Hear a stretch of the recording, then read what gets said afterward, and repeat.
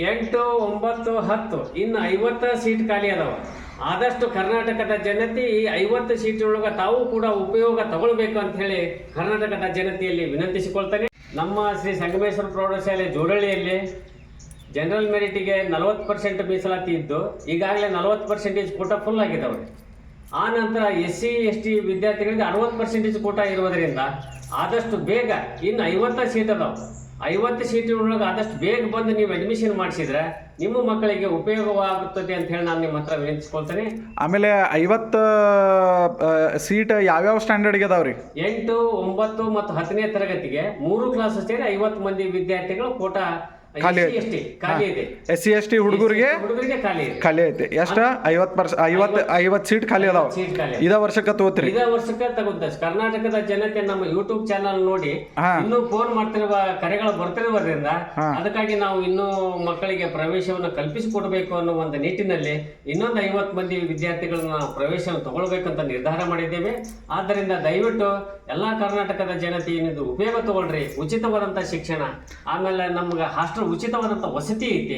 ಅದಕ್ಕೆ SC ST ವಿದ್ಯಾರ್ಥಿಗಳಿಗೆ ಯಾರೇ ಇದ್ರು ತಪ್ಪದೇ ನಮ್ಮ ಶಾಲೆಗೆ ಕಳಿಸ್ಕೊಡ್ಬೇಕು ಅಂತ ಹೇಳಿ ವಿನಂತಿಸ್ಕೊಳ್ತಾರೆ. ಆಮೇಲೆ ಇನ್ನು ಉಳಿದವ್ರಿಗೆ ಯಾವಾಗ ತಗೋತೀರಿ? ಈ ಬರೋ ಡಿಸೆಂಬರ್ಗೆ ತಗೋತೀರಾ? ಬರೋ ಡಿಸೆಂಬರ್ ಅಕಾಡೆಮಿಕ್ ಇಯರ್ ಸ್ಟಾರ್ಟ್ ಆದ ನಂತರ ನಾವು ಬರುವ ಜನರಲ್ ಮ್ಯಾನೇಜ್ಮೆಂಟ್ನವರಿಗೆ ಒಂದು ವಿಡಿಯೋ ಮಾಡಿ ಹಾಕ್ತೀರಿ? ಅವಾಗೂ ಕೂಡ ವಿಡಿಯೋ ಮಾಡಿ ಹಾಕ್ತೇನೆ ಸರ್. ಹಾಕ್ರಿ, ಯಾಕಂದ್ರೆ ಬಹಳ ಚೆನ್ನಾಗಿ ಕೇಳಕತ್ತಾರ. ಆಗ್ತದೆ ಸರ್, ಖಂಡಿತವಾಗ್ಲೂ ನಾವು ಮಕ್ಕಳಿಗೆ ಅನುಕೂಲ ಆಗತ್ತೆ ಅಂತ ಇದ್ರೆ ನಾವು ಇದನ್ನು ಹಂಗಿದ್ರೆ ಈಗ SC ST ಹುಡುಗರಿಗೆ ಇನ್ನು 50 ಸೀಟ್ ಖಾಲಿ ಅದಾವ. ಸೀಟ್ ಖಾಲಿ ಅದಾವ ಸರ್. ಸರಿ, ಓಕೆ. ಆದಷ್ಟು ಬೇಗ ಕರ್ನಾಟಕದ ಜನತೆ ಇದನ್ನು ಉಪಯೋಗ ತಗೊಂಡು ನಮ್ಮ ಶಾಲೆಗೆ ಬರ್ಬೇಕಂತ ಹೇಳಿ. ಎಲ್ಲಿ ಬರ್ಬೇಕು ಅವರು? ಅವರು ಹುಬ್ಬಳ್ಳಿಯಿಂದ ಇಲ್ಲಿಗೆ, ಹುಬ್ಬಳ್ಳಿಯಿಂದ ಬರ್ಬೇಕು. ಹುಬ್ಬಳ್ಳಿಯಿಂದ ಜೋಡಳ್ಳಿ ಕ್ರಾಸಿಗೆ ಇಳಿದು ಸಂಗಮೇಶ್ವರ ಪ್ರೌಢಶಾಲೆ ಅಂತ ಕೇಳಿದ್ರೆ ನಮ್ಮ ಶಾಲೆಗೆ ಬಂದು ಬರ್ಬೋದು. ಅಲ್ಲಿ ನಾವು ಶಿಕ್ಷಕರೆಲ್ಲರೂ ನಾವು ಇರ್ತೇವೆ. ಓಕೆ. ನಮಸ್ಕಾರ ಕರ್ನಾಟಕದ ಜನತೆಗೆ.